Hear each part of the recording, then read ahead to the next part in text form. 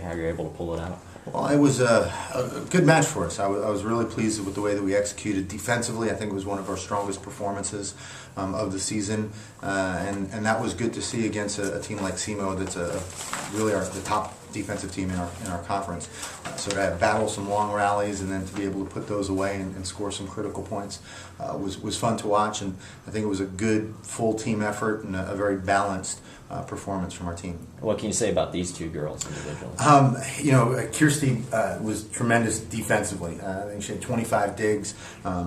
Really did a great job, especially about midway through the first set of settling down and doing a great job of running the offense, attacking some of the holes in their blocks. And we had some good matchups that we wanted to take advantage of, and I think Kirsty did a great job of running the offense with that. For you two, can you talk about defensively how you was able to hold them to negative 0.67 hitting percentage?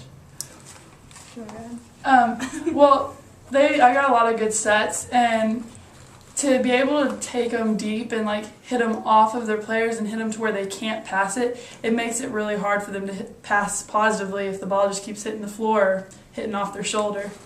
And then off of that, I thought we were in good position defensively, and that allowed us to keep those balls going and just to get balls up that we in the past few games we haven't been getting up, and just executing out of that. Kirsty, 35 assists. How were you able to get that high number and set your players up off of that? I thought going along with the defense, we weren't just digging balls. We were digging balls with a purpose, and every ball that I was able to set, it was in what's the word? In system. They were all in system. And it just makes it easier to set in system balls because it keeps the blockers guessing. And so in order to get the hitters one-on-ones and stuff, that all came from just the quality of digs. Go ahead, Clay. Coach, can you talk a little bit about that second set? You're doing 25-7 that set. Really dominating, really good performance. Yeah, it was, and I think one of the things that our team did a very good job of was staying focused at point after point, and using each of those as its own challenge. Kind of a game within itself. I mean, there's even times of practice that we'll just say, okay, this is a game to one.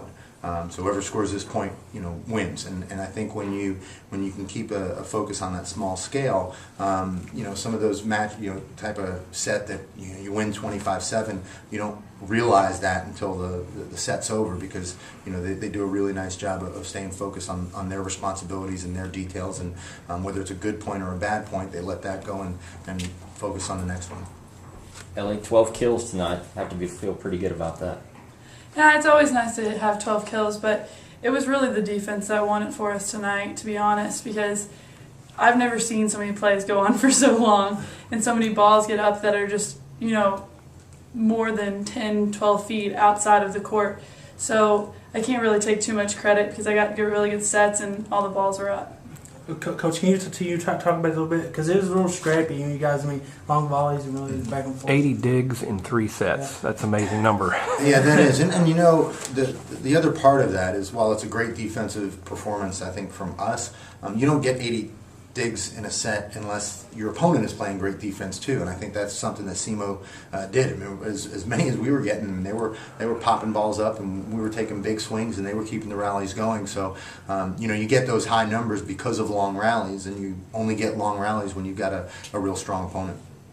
Kirsty, what does a dominating win like this do for your confidence and the team's confidence? I think it really provides a lot of confidence for us. We played really consistently through the entire game, and I thought, that's something that we've been really working on, is just to play consistently from point one to the end, and just being able to go out there and do that and have a great win like that, just, we can build off of that. Coach, how close is this team? I know you've talked about several times how you beat Austin Peay Tuesday night, you get this win tonight. How close is this team to being as good as it can be and reaching its potential? I don't think if our season would go on for 2, 3, 4 years that we're ever going to reach that potential. And I think that's something that is a credit to these guys, because they recognize that there's always room for improvement. There's always things that we can get better at, and they approach practice that way. I think that's something that has been fun as a coach, is that every day that we go into the gym, they're ready to accomplish something, and they're ready to get better. And so I'm pleased with where we are, but I'm even more excited to think about where we're going to be next week and the week after that, and hopefully we can do some good things and keep our season going.